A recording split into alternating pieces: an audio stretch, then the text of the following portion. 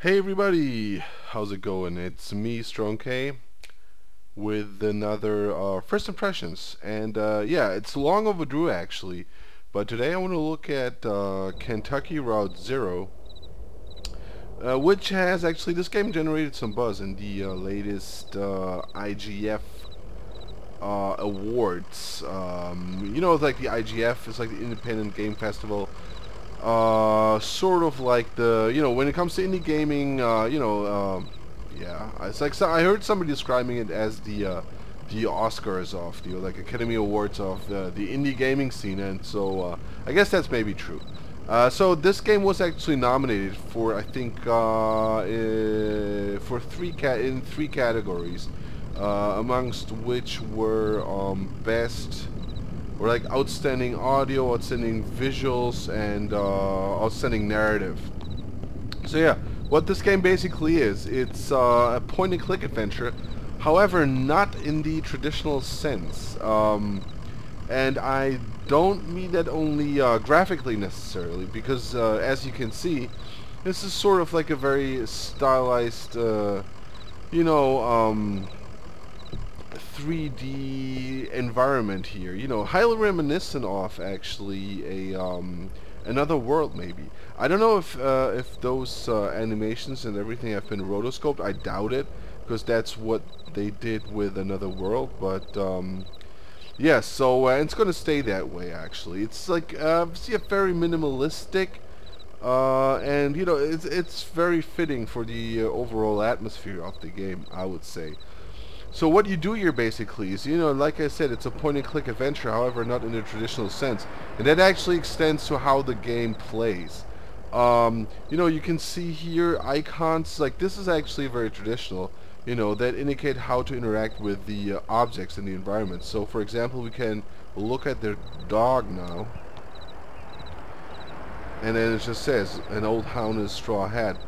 Both have seen better days. Alright. The same is true for like the truck. We can click on it, and then we get like a basic description. So and we're actually working for Lysette's, I think it was Lysette's Antiques.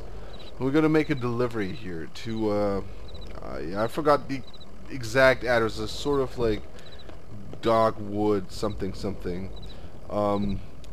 Yeah, and we just stopped at these Accuse Oil's gas station here to ask for directions, basically. So let's check out this old fellow. Okay. So yeah, this game is actually different in that you don't necessarily have to solve like a lot of puzzles here.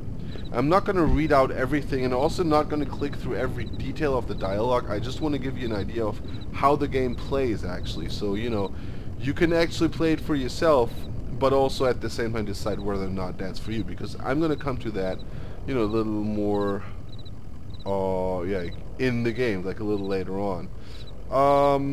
Right, so they blew a fuse. So this is very, like, indicative of what the game is actually like.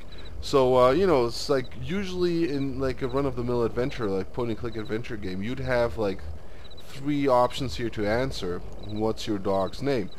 But here it doesn't like really matter what you say. Like for the just to keep it going, like let's say her name is Blue, and then he used to know a dog like it. Okay, and then he's gonna give us some jerky. The same is true for the options now. It's like, I've been driving all evening looking for 5 Dogwood. Oh, that was it. 5 Dogwood Drive. Or, I've been delivery to make on Dogwood, but I'd rather watch the sunset. So we click this, take like a laid-back approach. Right. Okay, yeah. Do you like poetry? Okay, why not, right?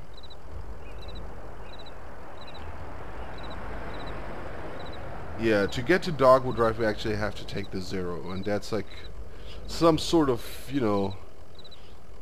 fabled, like, mystical road stuff to find. Like, the overall tone of the game is, like, actually pretty surreal, if that makes any sense. Like, this is, like, a lot of weird stuff going on. So the old fella just gave us a lamp here.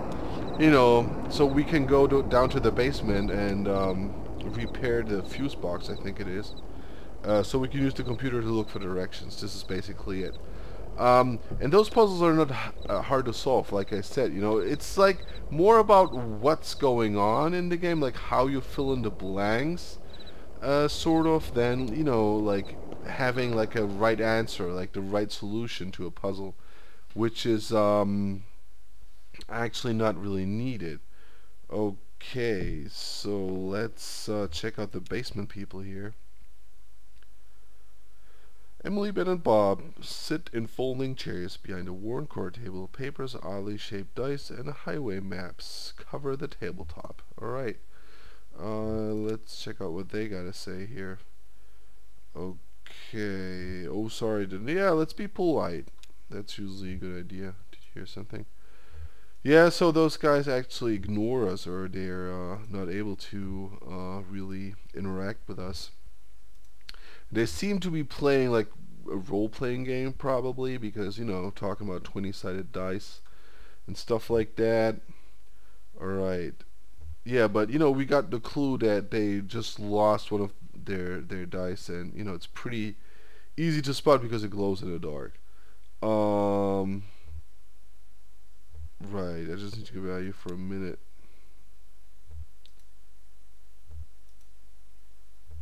Okay, yeah, so that's basically it, right? So it rolled off to the left. Let's check out the sign here real quick. Rusty old sign. These are the rules. No open flames. No consumption of beer or any other alcohol. Do not panic, relax, count backwards from 5. Okay, fewer than 3 minutes of every hour. Alright. Yeah, this is sort of like nonsensical, I guess. But if we turn off the lamp now, we find the die here. Okay. And then we can turn the light back on, climb back up here. Yeah, and then just find like the people gone. Yeah, this is sort of what I mean, you know. This is like, were those people really here? I don't know. Okay, let's place the die on the table. Just because I don't even think it matters, to be honest, but I'm not really sure. Let's fix the breaker here. Alright, and there we go. We should be able to use the computer since we successfully restored electricity. Wait, where are you going? Dude. Oh, there you go.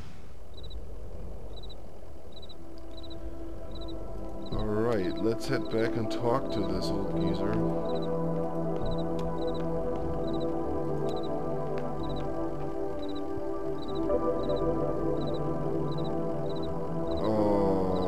Okay, there's some people down in your basement playing some kind of game, but they're gone now. Okay, yeah, they were definitely there, man. We found the die and everything. Yeah, strange things happen underground. Muscle memory, okay. Short poem. Okay, so like the password to the PC is a short poem. Let's see if we can figure it out.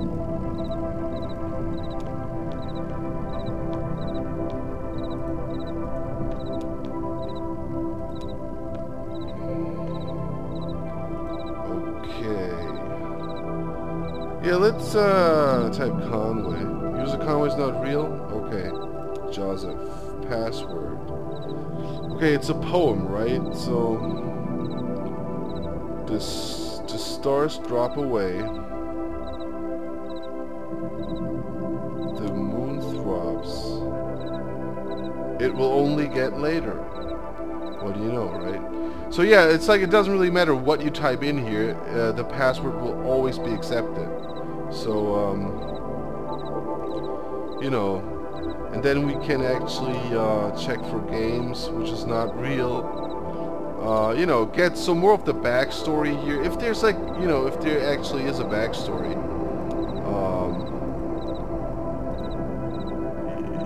You know, sort of like that stuff. their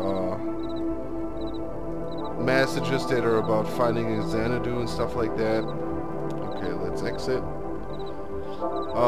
Get the address book. And then, like, whenever you look up, like, the Zero or Dogwood Drive, it tells you that the stuff's not real, which is kind of weird, you know. So, like, I think you get a feeling of what the game plays like, or what the game is like. Okay, the Marquez residence, though, is at 100 McCondell Lane. So, yeah, and then you get, like, you know, description, like, instructions on how to get there. So, yeah. Okay, and then that guy also tells us to deliver a TV that he still has. Alright. Can we talk to Joseph one last time? Okay, let's head out here. Oh yeah, and then we can talk to our dog that now is actually named Blue. In my previous playthrough, I named the dog Homer and was a guy. So, and that sort of like concludes each scene. You know, like talking to the dog and making sure, like, you know, summing up what you just experienced, or, you know, people that you just encountered. Okay, how's it going, Blue? How about a treat? Yeah, right, because we got the beef jerky. He reminds you a bit of your old man Ira. He was a good man, a good boss. What do you think of this place? So, I never noticed. Alright, and then we can actually be on our way, and this will lead us to the second interface of this game, which is a road map.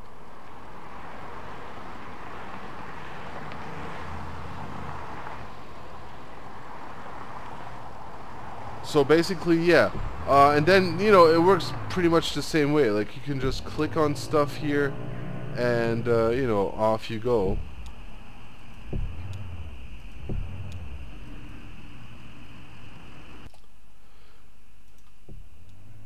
So yeah, basically we have to find our the Marquez residence, but you know, and what's cool, like I like the you know, when you go like on the side roads, you know, you hear like the crickets in the background, and you know, if you're on the interstate, then you hear like the traffic and whatnot. It's pretty cool. And then you have like random encounters. Yeah, for example, like this church.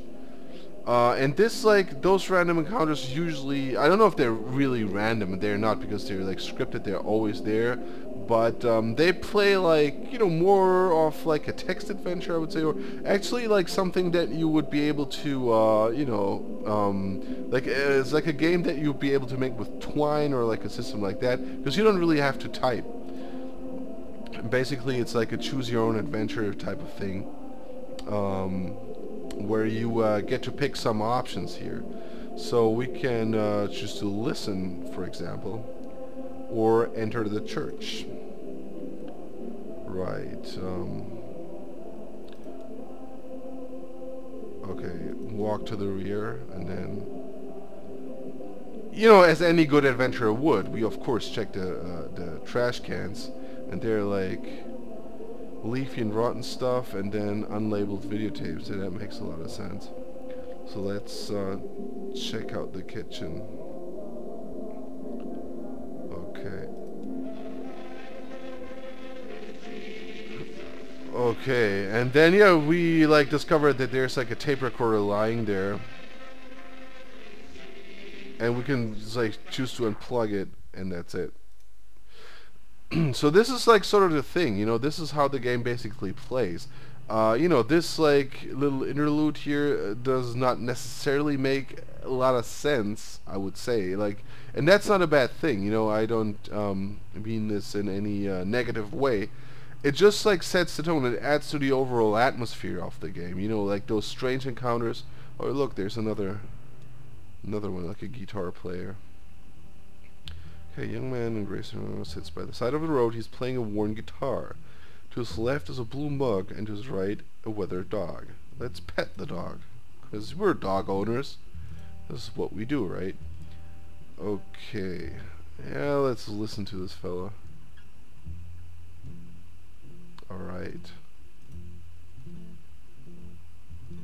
Okay. Okay. Yeah, this is sort of like the. It's like very surreal. I don't know. Like I don't know if it's maybe like saying too much. If you know, you'd compare it to something like Twin Peaks or something. You know, like for those of you who watch that series, because it is pretty. It reminded me a lot of that. Oh, look, there's the burning tree.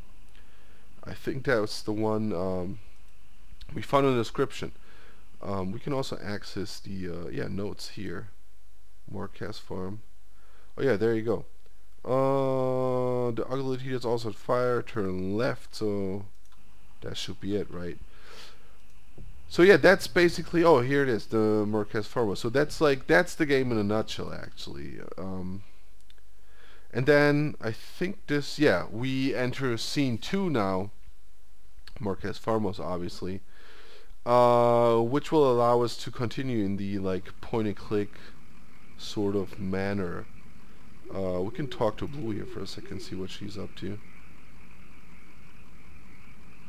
Pretty dark out here, yeah. Hope I can borrow your treat up there. Why not, right? Okay. Let's check out the lamp. So yeah, and that's the whole thing. Like, you know, this is how the game actually plays. I mean, you'll it's like discover stuff about the backstory of the game. Although it remains confusing. Like you get like a basic idea of what this stuff is all about, and you know what part like or which encounters are real and which are not. You know, like it's like a definitely like a change of pace. So, you know, if you're used to your run-of-the-mill point-and-click adventure games, this does something else, and it's like a really unique, interesting experience. Yeah, I would definitely like graphically compare it to Another World. You know, of course the gameplay is totally different. The whole game atmosphere is different. Maybe even like Limbo, although you know Limbo was sort of. Yeah, it's like a scary type of game, I guess. This is just, it's more like, it is eerie in a way, I think, but it is sort of confusing.